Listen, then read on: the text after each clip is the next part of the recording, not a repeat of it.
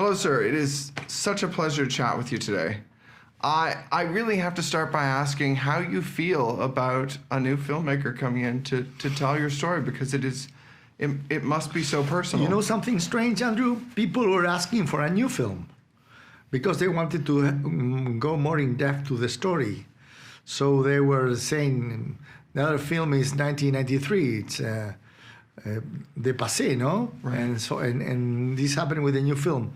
All this new technology in sound and cameras and everything made that the film looks more realistic. And also the characters are real persons. The ones before were more subtle. Right.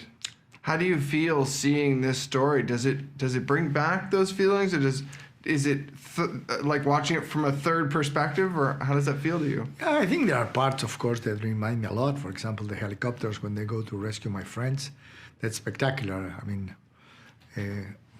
getting that dream, you know? Mm-hmm. When you see how they have brought so many digital effects and things to this story that do bring elements to life in a new way, do you see any of that actually looks real to you? Yeah, the dimension of the mountains. Really? In the prior pictures, and normally they look very flat.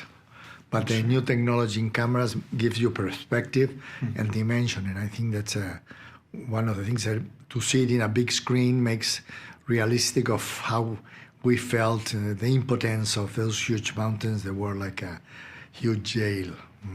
Is there something that's impossible to capture in these stories that you still think about? Yeah, nearly everything is there. I mean, when I see the film, I don't have the anguish of when we were stranded there. I know that the film finishes okay, so that's a great advantage. I am a little born like an spectator.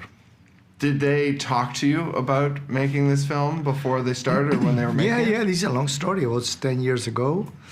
Pablo Bierzi, a friend of mine that wrote the book The Society of the Snow, was contacted by Bayona that he wanted to do the film, and they began working on a very long project. The result is so cinematic. It's almost beautiful at times. It's striking, but then the disparity of all the things that are happening in this. Do you ever look at something like that and like think about, I guess, the humanity of it? Yeah, when we're in the mountains were terribly beautiful, you know.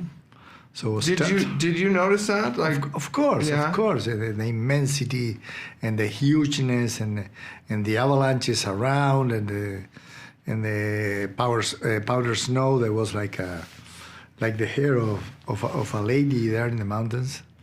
Yeah.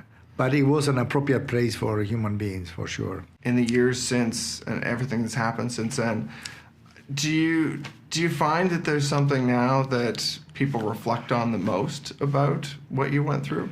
My patients, they say, well, if we trust you, because if you are able to survive in the mountains, we have to climb. And I say, yeah, we'll climb the mountain together for the surgery of these kids, but I'll be with you, and I know about this. That is amazing. Yeah. Thank you so much for the time. It is really a pleasure to chat with you. It is.